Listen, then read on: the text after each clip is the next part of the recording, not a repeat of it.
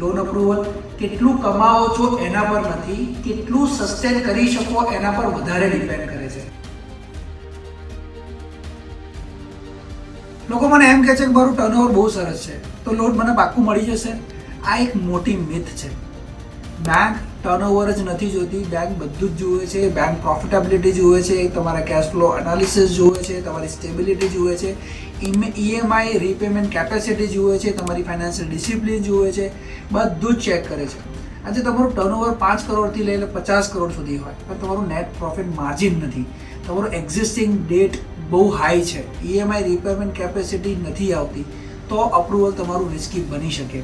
Loan approval કેટલું કમાઓ છો એના પર નથી, કેટલું સસ્ટેન કરી શકો એના પર વધારે ડિપેન્ડ કરે છે. ખાલી નંબર્સ મોટા નહીં, હેલ્ધી પણ હોવા જોઈએ, જે તમારી લોનને અપ્રૂવ કરવામાં બહુ વધારે મદદ કરે છે.